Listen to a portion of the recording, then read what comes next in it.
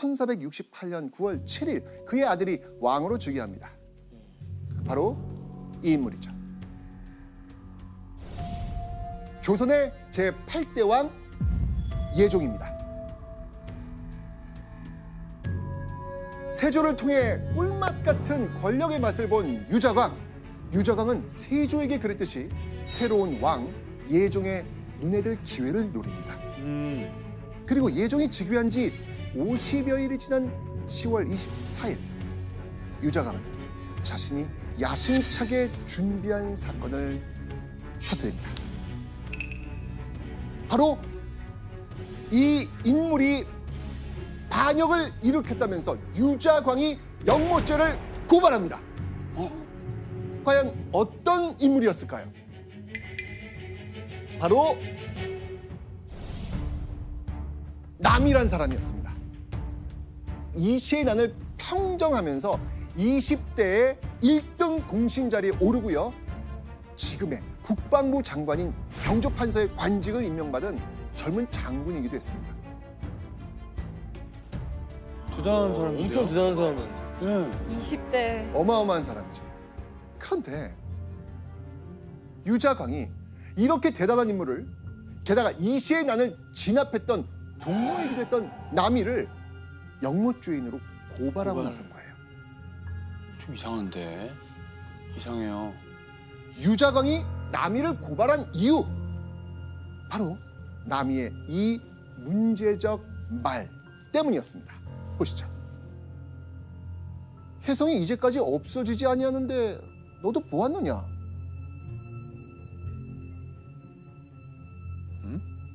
자, 원래 혜성은요 금방 사라져야 되는 존재잖아요. 그런데 지금 혜성이 사라지지 않고 있다? 이건 이상하고 불길한 일이라는 거예요. 이건 묵은 것을 없애고 새 것을 나타나게 하려는 징조다. 반역의 기운이다. 자, 이렇게 유자광은요 남이가 자신에게 했던 말을 듣고 이것은 틀림없는 영모라면서 고발하러 온 겁니다. 그리고 얼마 후 남이를 따르는 자들이 누굽니까?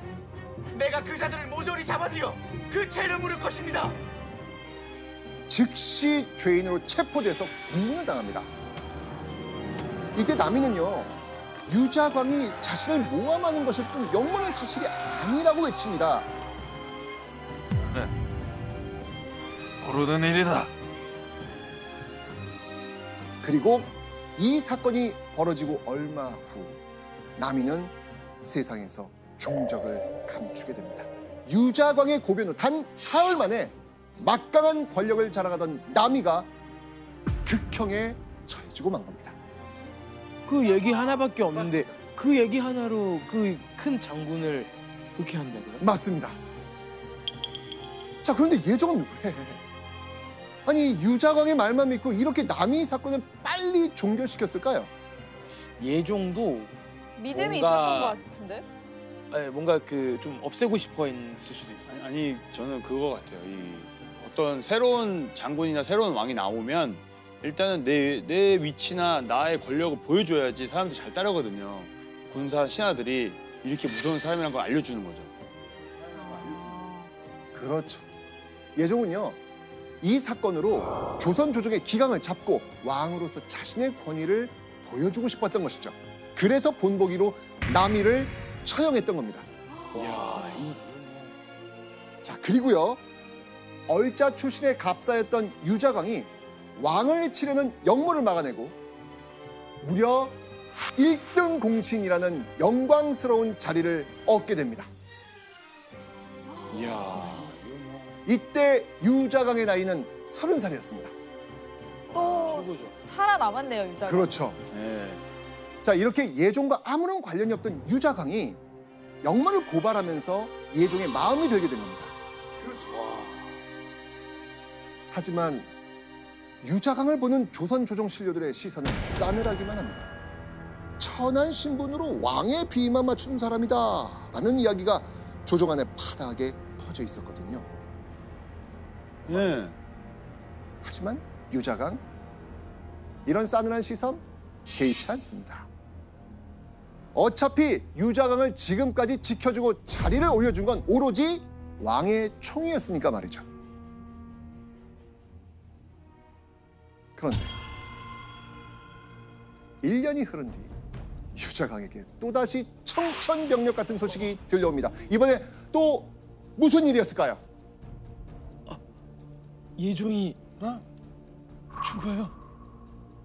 진짜? 승아. 예종이 즉위 15개월 만에 병환으로 세상을 떠난 겁니다. 와, 20년을 보고 있었는데 지금 30년 보고 있었는데. 야, 이러면 큰일 날 상황인데. 조정에 자기 편 하나 없는 유자강이 믿을 사람 왕뿐인데 유자강의 머리는 다시 복잡해지기 시작합니다.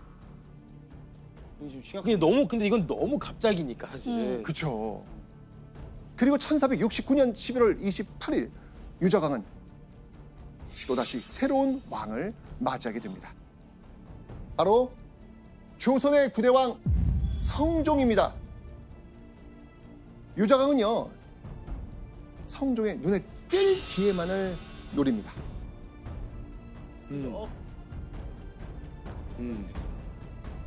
그런데 이번엔 만만치가 않아요. 만만치가 않아요.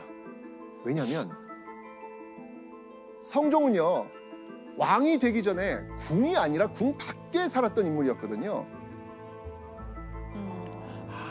그래서 당연히 유자강과 성종은 어떤 연결고리도 없었습니다.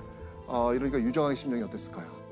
초조하죠. 조조하죠. 만나야 맞다. 되는데. 아예 그게 없었구나. 아예. 그렇죠. 아마 극도의 불안감을 느끼고 있었을 겁니다. 근데 교수님, 남들이 이렇게 끌어내리기엔 너무 높은 위치까지 갔거든요. 1등 공신으로서. 그러면 조금 안심해도 되는 거 아닌가요? 근데 그게 이제 1등 공신이기는 한데 그 유자광에 대한 그 반대 논의가 워낙 컸기 때문에 그러면 유자광은 성종의 마음에 들어야 하는데 지금 성종이 친정을 하지 못하고 정희왕후가 수렴청정을 하고 있거든요. 그러니까 왕에게 접근할 수 있는 직접 통로가 없는 상황이죠. 얼자 출신 유자강은요, 자신을 비호하는 왕이 없으면 자신을 싫어하는 신료들 때문에 조정에서 쫓겨날 수도 있습니다. 그러니 하루빨리 새로운 왕 성종의 마음을 얻는 게 급선무인 상황이었죠. 그런데요, 유자강의 급한 마음과 상관없이 성종에게 다가갈 기회는 무려 7년 동안이나 허락되지 않습니다. 와, 7년이요? 와. 그렇게 7년의 시간이 지난 어느 날 유자광은 조선 조정을 발칵 뒤집어 놓는 상소 한 장을 올립니다. 자, 이번엔 또 어떤 내용의 상소였을까요? 신이 듣건대 농담으로 하는 말도 생각한 데에서 나온다고 합니다. 한명회가 노매해서 이런 말을 하였겠습니까? 세조대 공신 세력이자 당대 최고의 권력가 한명회를 영모죄로 고발한 겁니다. 드디어 한명회를. 맞습니다. 도대체 한명회가 무슨 말을 했기에 유자광에게 고발을 당했던 걸까요? 당시 성종 즉위 후 7년이라는 시간이 흘렀으니까 친정을 할 시기가 왔다고 판단한 정의왕후는 수렴청정을 그만두겠다라고 선언하죠.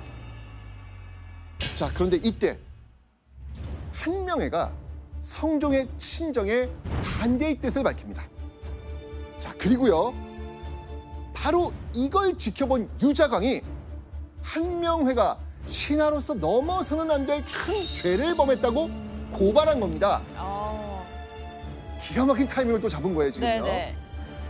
자, 그런데 유자광이 한명회를 고발하고 나선 데는요, 더 심오한 계산이 깔려 있었죠. 한명회를 중심으로 한 이 공신 세력들의 권력이 세조 때부터 약 20년이 넘도록 너무 커져 있었거든요. 성종은요, 이대로라면 자신이 친정을 한다고 해도 자신의 뜻을 펼칠 수 없을 거라고 판단했겠죠. 유자강은 이런 판세를 정확하게 눈치채고 승부수를 던진 거죠.